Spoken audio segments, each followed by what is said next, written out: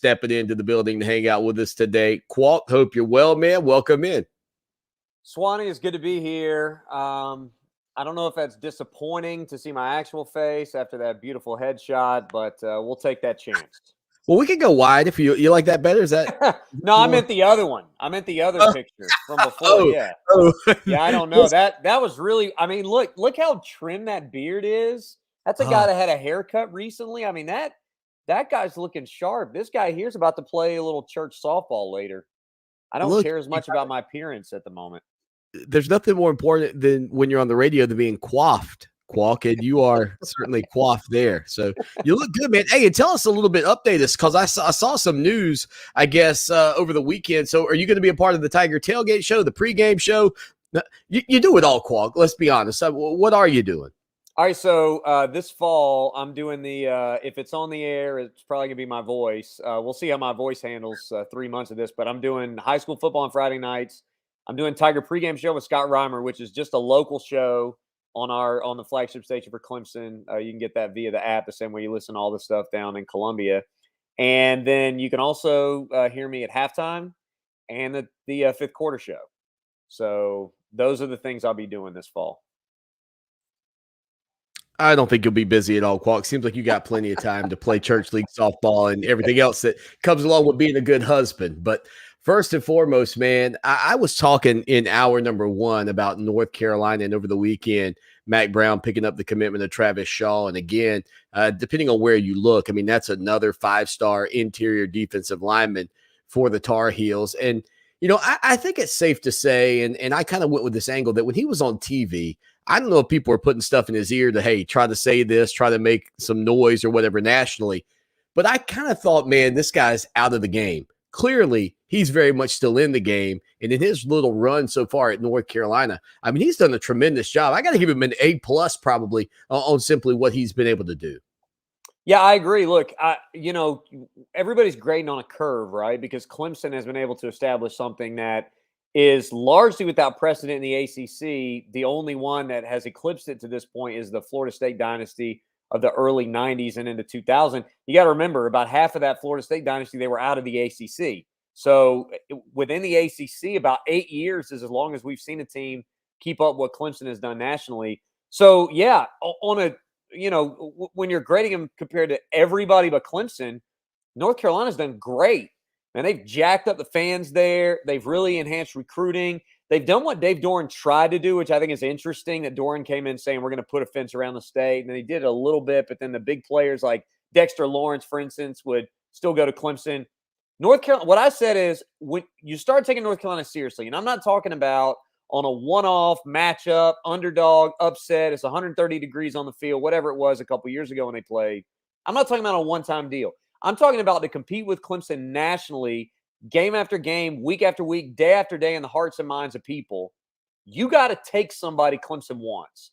Now, they did it a little bit with Tony Grimes, but that's Virginia Beach. You could argue that they really stole him from Virginia Tech or somebody like that, maybe Maryland Mike Loxley or, James Franklin, somebody like that, more so than they actually, quote-unquote, stole from Clemson. But it's true. In the state of North Carolina, Clemson's kind of gotten whoever they want, and they've done it at the expense of North Carolina. Will Shipley was a bit of a different breed because he also was thinking about Notre Dame. Like he wasn't necessarily the type of homebody that would be torn between, should I stay home or should I go win a national championship? Travis Shaw might have been, because if you look at his 4 finalists, yes, Georgia was in there. North Carolina and North Carolina A&T were both in there. That's somebody who either him or people around him or whatever, they love being from North Carolina. If Clemson gets a kid like that, give it up. It's over. Because for all the 4 stars you can bring in, 7 out of the top 10, 5 out of the top 10, whatever you want to say, if Clemson's still getting who they want and also recruiting nationally, then you're going to pass everybody in the ACC, but you're not catching them. So I said, if you bring in Travis Shaw, a guy that's from your own backyard, it's the true test of, can we really put a fence around the state, particularly given the egg on the face from Dre Bly and the whole debacle from Dalen Everett, where it seemed like, at least behind the scenes and, on message boards and things like that, that whatever they did at North Carolina did not go over well with basically everybody in that family in the process. Clemson fans laughing at North Carolina a little bit. This is the kind of guy they needed because there were two things working in their favor. One is the home state. The other one is the depth chart, and that's what we heard was a big deal for Travis Shaw. They did a good job of selling him that you're going to play day one. If you go to Clemson, you have to sit. Clemson really couldn't say anything to that because Peyton Page is a really good player, top 150 type player. He's like 7th right now. Right. DeMonte Capehart came in last year as a highly touted top 100 player, and he's like 4th on the depth chart currently and is having injury issues.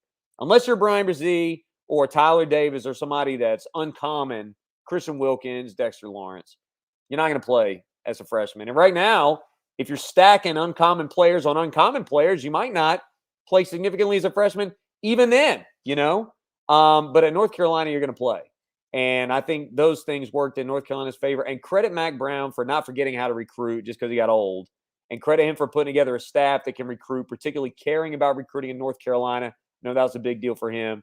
And this is one that I think Clemson certainly wanted this player. Don't misunderstand what I'm saying here. Clemson wanted this player, but it was more important for North Carolina to get him and bring him into the fold because of what it means for them. And also what it doesn't mean for Clemson, which is even when the depth chart isn't in our favor, even when the location's in our favor, even when the messaging seems to be in our favor, even when we've got the momentum, we still can't keep Clemson out. And I think that's something that North Carolina can be proud about here after the weekend. Qualk, I would ask you, and I know everybody will say, golly, you guys are making me sick to my stomach with all the Tar Heel conversation. But, I mean, how long do you think Mack Brown's got left? I mean, honestly, he's 69 years old. I mean, has he got 10 years left in him at North Carolina? 7? 5? I mean, what would be your best guess at this point? Let's say he's on the 5-year plan, okay? Because I think 5 years is plenty. Now, we've also heard that, people say the age is more about how you feel than what your birth certificate says, or like I butchered that quote, but that's basically what they say. That age is how you feel. Well, Mack Brown probably felt 100 at Texas. That's kind of the sense that I get in hearing him talk about his time at Texas. He felt like he was 100, that it really wore him down, that it would have taken the right job, and he's been re-energized. Now, again, that could be momentary. You don't know, like if recruiting hits a wall or something, if they just can't get over the hump, if, you hit 74, 75, God forbid, a health condition, something happens like that. I mean, those are things that they get more common as you get older. I'm not wishing any ill on him, certainly. But let's say he's on a 5-year plan, all right? To me, I'm not sure North Carolina can catch Clemson a 5-year plan unless they rapidly ramp up this operation. Here's what I mean. Sam Howell's a great piece. Sam Howell's gone. Drake May is a great piece. We don't know that Drake May is going to be Sam Howell. They just lost 2 NFL guys in their receiving core and 2 NFL running backs. You've been recruiting fine for a little bit, but you've not been recruiting well enough to just pick up right where you left off there. Now, they've shown that they can do a good job in the portal. I think Ty Chandler is going to be a good piece for them offensively. But you can't just get one Tony Grimes and one Travis Shaw a class. And what I'm talking about here is like stealing them from other people. Like I said, if you're on a 5-year plan, you can't just build on your own. You have to build relative to everybody around you. If you're trying to catch somebody over a long period, look, right now I'm in fantasy baseball, right? We got 2 weeks left in the regular season, and before last week we had 3 weeks left, and I'm like 15 games out of the playoffs. Guess what?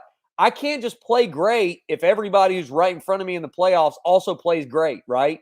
I got to have some help at this point. And if I'm playing somebody ahead of me, I can't just win like 10-9. We have 20 categories. I can't just win 10-9. I got to win 18-1. Like I got to bludgeon those people that I got to take from them more so than I just got to like eke out wins, right? That's where North Carolina is. North Carolina is behind the 8 ball with regards to Clemson. And it doesn't matter if they're on a 5-year, 7-year, 8-year plan, whatever, 10-year plan. They need to expedite this process, right? Because you don't want to only give yourself one bite at the apple. They very well could be representing the Coastal Division this year. They don't have the Jimmies and Joes this year. They might have the X's and O's. They might have the tacticians, but they don't have the Jimmies and Joes, particularly on the defensive side of the ball. They need a couple more classes like this where you bring in some primo guys, particularly at the second level now. That's where they got to make their hay, at that second level in the linebacking core. But they need to stack these recruiting classes if they want to do any better than, oftentimes being a favorite in the Coastal, maybe in the top 15. If they got illusions of getting in a playoff until it expands, Swanny, they're going to have to do a little more of this. It's good that you can do it some, because if you can't do it one time, then you can't do it 20 times. But they've got to see this fruit come to bear, significantly more in the next couple of classes if they want to try to catch Clemson. He's on Twitter at Qualk talking again, out of bounds with Qualk and Kelly from 12 until 3 o'clock each and every afternoon, 105.5 The Roar in the upstate. But he joins us every Monday to recap the weekend that was. You mentioned the possible matchup in the ACC championship game. Well, that venue will host Clemson and Georgia. And over the weekend, or maybe it was late last week, maybe Friday, Charlotte passed the order that you got to wear a mask indoors. So anybody indoors like us, media types, will have to be a mask. And that also affects people in the concourse, which, I said to fans, and I've kind of been, 3 months ago, I was kind of talking, would COVID be affecting the college football season? I didn't see it doing what it's currently doing. So even though I thought it would to a degree, I think it might more than I thought 3 months ago. But I said to the listeners, and I don't know what you guys talked about on y'all's show today, Qual, but I said, look, you better have a mask, because the one thing they don't have to let you do is walk in that door initially, right? Like, everybody is going to have a mask, I would assume, to get into the venue. Am I wrong in understanding that? Because, boy, I can't imagine a Clemson Tiger fan or a Georgia Bulldog fan rolling up to the Queen City maskless, thinking they're just going to waltz right into the stadium. Here's what I'm doing, Swanee. And last week we had our first high school game here. I didn't see anything about a mask requirement, indoors, outdoors, whatever. I have one in my pocket anyway. It's just good to have one, because you don't know a lot of times, and you don't know if there's going to be places like Charlotte. Thankfully, they told us, but that you're not going to have a mask on, or you're not going to have a mask on. Obviously, you can do whatever you want, but you're not going to have a mask on necessarily when you're out in your seat. You're not going to have one on when you're in the parking lot, but walking from the parking lot to your seat, or walking from, where you get in the ticket gate to your seat, you got to put one on, take it off. Now, that's kind of annoying, but it's what you're going to have to do, right? Now, again, there are going to be a lot of people who are going to say, you know what, if I got to have it on the concourse, I'll just keep it on unless I'm eating or something like that. Again, that's totally fine. As long as you have one with you, you'll be able to do that. It's annoying that it's very specific. The ordinance is very specific, and it's only but for fans, it's only a small portion of the venue. So for people who don't like wearing masks, you're going to have to, you might want to do some curls, right? Just start doing bicep curls to get used to taking that mask on, taking it off, taking the mask on, take it off. For, like you said, for the media types, it's going to be easy because you're just going to be wearing it. And I'm going to be, I think I'm right in saying I'm going to be here in Clemson, so I feel for y'all. But that's the way it's going to have to be, and I think it's going to be like that in a lot of venues where you're either going to see, like vaccines required or negative tests required. I think that's the case at Hawaii, or there's a couple other places. Oregon and Oregon State. Yeah, Oregon State have some requirements. That's right. So there's either going to be, you're going to have to show proof of vaccination or a recent negative test, or you're going to have to wear a mask and, part or the whole stadium. I don't think there's any way around that right now. The good news is, and there have been a lot of people concerned about this. Now, again, the public health people would disagree with me on this, but I think the good news is they're going to let us be as full as we want to be. They're going to let people in these venues, because there were a lot of folks going, man, North Carolina's making these ordinances. I had somebody reach out to me today and say, are they going to cut off fans? Are they going to make it 50% or 25%? What's the deal there? There doesn't seem to be any move to do that. And I think, my political cynicism takes root here, Swanee, where I say elections are always coming up. And when you want to get reelected, you want the economy to be good wherever you are. And if North Carolina, for whatever reason, said, we're not going to let fans in this venue, Charlotte loses tens of millions of dollars, that's bad for the mayor, that's bad for the council, that's bad for the governor, bad for senators, bad for everybody. So you don't want to be the guy who costs the state millions of dollars when somebody else is willing to have it, right? So I don't think that's going to be something that anybody's going to be sort of trying to figure out. So if you've got tickets to these things, you're going to be able to go in probably. I would say 90%. I feel good about that. But it's seeming increasingly more likely that you're either going to have to tell people whether you're vaccinated or whether you got a negative test, or you're going to have to wear a mask at some portion of the stadium. Again, all of his information is below. William Qualkenbush will be hosting the fifth quarter show in addition to 17 other shows up in Tiger Town during the college football campaign.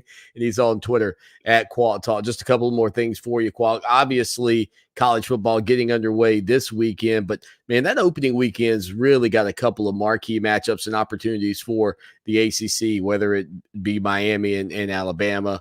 On and on and on, Louisville and Ole Miss. I mean, there's just a lot of opportunity for the league. What would it say about the ACC? Not only if they're competitive, but if they, maybe win one or both of those other games in some way, shape, or form. And I don't think anybody's buying Miami to do that. But I'm just saying, I mean, what would it say about this league, in your opinion, if that game's competitive as well? Yeah, there's 3 games I think that the ACC at least needs to compete more than Vegas thinks. Obviously, the Miami-Alabama game is big time. Now, Alabama played 8 neutral site games from 2012 to 2019. They blew out most everybody. Now, there are a couple of games that they blew teams out but didn't cover. One of those was Florida State, where it was 24-7. That's the DeAndre Francois ACL game. But they wouldn't have covered 19 and a half. To me, that would be a good thing for the ACC if at least Miami's able to cover. If the Eric King doesn't get squashed like a bug under, Will Anderson or somebody else at Alabama, if he's able to get out of that game healthy, and maybe if you can score some points. Like, I don't expect Alabama to be putting up 45 points every game like they did last year. I don't expect it to be that type of well-oiled machine. New quarterback, new coordinator, lost 4 receivers in 2 draft classes, lost your running back, lost half your offensive line. There's no way to put all that back together again in week 1. So Miami's going to be able to get stops. The other 2 games that I think are almost as important, in fact, I would say even more important for the ACC, Louisville-Ole Miss is one where Louisville needs to be competitive in that game. That needs to be a touchdown game or less. I think the spread is 7.5 right now in favor of Ole Miss. People think Ole Miss is a top 25 team. Louisville was a losing team last year. His head coach seemed to have one foot out the door. They do return a lot, though. And they're probably going to be a little bit better on defense. We know that one thing that happened in the Bobby Petrino era was that defensive cupboard. Like, to say it was bare would be an understatement. They didn't do jack on the defensive side for like 3 years. Like, after Jair Alexander and all those dudes graduated and all the guys who got arrested at Georgia and kicked out of the team, after all those guys left, they had nothing. And so they're one thing that I think we underrated about the Louisville rebuild is that they're having to totally revamp that roster on the defensive side of the ball. I expect them to be a little bit better. They're not going to stop Ole Miss, but a little bit better. And then the other one, and I think Vegas is getting wise to this one. Man, Notre Dame lost 9 starters. Yeah, they got a transfer in Cade Madden from Marshall who's going to help that on the offensive line. Jack Cohn is a terrible quarterback. Jack Cohn is like your quarterback for your high school team, wherever you're listening from, your favorite team is better than or equal to Jack Cohn. Jack Cohn is a nobody. The only place that Jack Cohn should be starting is Wisconsin. We're already hearing that he's the starter at Notre Dame, but, they might play as many as 3 different quarterbacks. Florida State should be able to score against Notre Dame because, Owusu Koromoa is gone. They're having to revamp some things, even though Kyle Hamilton's still there.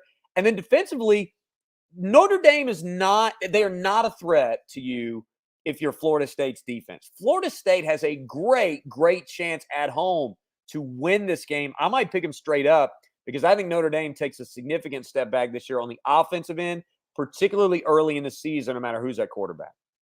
Qual, buddy. Always appreciate you, man. Can't wait to talk to you next week. It'll be game week. That's incredible. Looking forward to it. Thanks, Swanny. Looking forward to it, my man. All right, man. Have a great week. William Qualkenbush again is on Twitter at Qualk Talk, and he does an incredible job in the upstate. Out of bounds with Qualk and Kelly on 105.5 The Roar. I got to get up with Kelly, right? I got to get Kelly on the show. Be fun. Spend some time chatting with her. Find out the intricacies of working with Qualk. How you like the new camera angle? How you like it? We're working on the studio, man. We're going to get a nice little backdrop. We got this thing all squared away. I saw some people chatting about that over in